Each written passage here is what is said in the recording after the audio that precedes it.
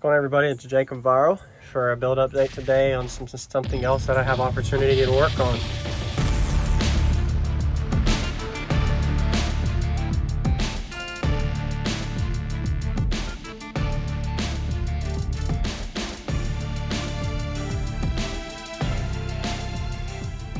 For hopefully some more improvement in output.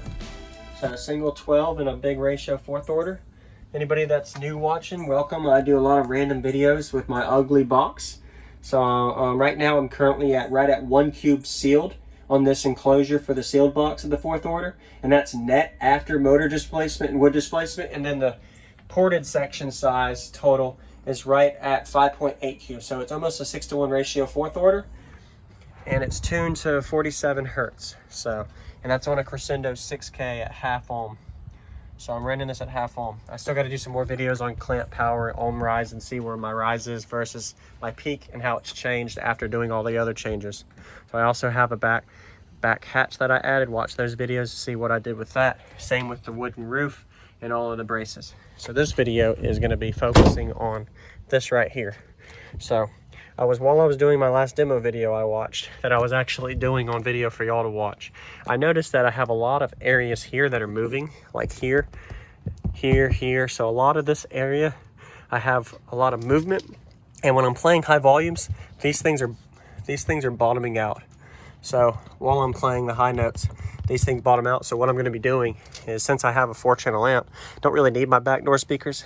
The other ones kind of cover over that anyway. So going to be working on the next couple videos on kind of a series of what I'm doing with these doors. So right now what you see here is a mirror of what this is going to eventually be. So how the front door is, it looks ugly, but this is what my current door is in the front. I'm going to do the same thing in the back, and then I kind of can see how my meter results changed afterward. I know where they are before, I'll be able to see how they are after, and I'm hoping to gain at least a few tenths out of that. Plus it'll help prevent door flex as well as air getting trapped, or not getting trapped, but escaping. And so this is a double layer of MDF here, solid. I used to have a wall build, so I used to have a 415 wall build. Watch the videos on my build playlist if you haven't known about that. But this is kind of similar to what I'm going to mirror in the back. So I'll get some 3/4 wood to be able to structure for this back door. And I have the same thing on the other side as well already for the passenger side. And the reason I'm doing this is to get as loud as possible with what I have, as well as I want to see how output actually is going to change if my peak changes as well.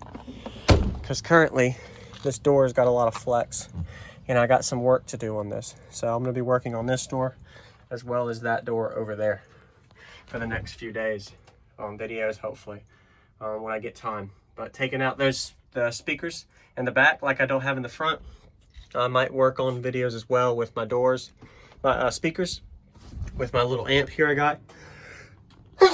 Excuse me, sorry. So I'll be working on doing some videos on that. I also got to do a lot of tuning videos on how I tune my amp. So 4-channel amps, cheap budget for me, it works. I get a total of 900 watts RMS out of this thing, 250 by 4 channels. Actually I think it's 800, but oh no, might be 1,000. I don't remember. Anyway, it's a Precision Power 904. So it might be like 125 watts per channel or something like that. But yeah, take these door speakers out. Since they move and flex, they're kind of getting torn up, especially with the high notes. I mean, when you're demoing 153s, 52s on music, full tilt, it definitely doesn't like it. So take these out and work on these doors and get to where I have here's what I want to explain here. So you kind of can see how the wave here lines up with the door. Well, I want to get that back here, because currently if you look on this door here, you have a gap between that, and I want to get where there's no gap there with that wood, so that wood will be able to go right across there and perfectly align with it. So, and then that'll also take away some of the cabin space in the vehicle. It'll structurally adhere more support to the door. It won't flex as much, and hopefully it might even get me up to the 155 mark for a single subwoofer. Watch my other videos to see on that, but do a little bit more walk around information on the next videos. But that's my plan I'm working on next for a couple video series, is working on doing a door structure. So I don't know when I'll do it, but it's coming soon. We go to the other side real quick. So so y'all can kind of see. So I actually did the Dynamat portion of this, but now I want to get to where I have the door portion in control, where I get a big piece of wood across it, and that'll help structure it better. So passenger and driver side back doors. I think it'll be happy with the results. It's not something that you would normally see in a daily driver at all, but for me, I think it'll be good. And same goes for this one. You can kind of see how it's changed. This is some old tape I've had for a while, since last year. So it's kind of gotten some heat dry rot at the top, you can see. But it's definitely worked wonders when I was having a 163 dB on music demoing, getting torn up.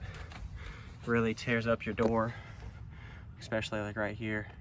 My door got all torn up from flex, but all build. But that's what I'm working with. Get it where I can foam and seal it off in behind too. And my window still goes up and down. So I just got my switch here. Can lock my doors and open them. Well, that's what I'm planning to work on there. And it'll look like that on the back. So one more build update before it ends. Some of you guys that haven't really known much on specs of my enclosure I was talking about earlier. There's a little bit more I could mention. So another thing that I've had people ask me on is why is my port so big? So one thing I wanted to mention with that. So one thing that, I keep saying one thing. So if I was to shrink my port to the cone area, port area that you normally would have with a regular single 12, it would only be like right here. So this PVC roundover would be like right here, and it would be only that little size there.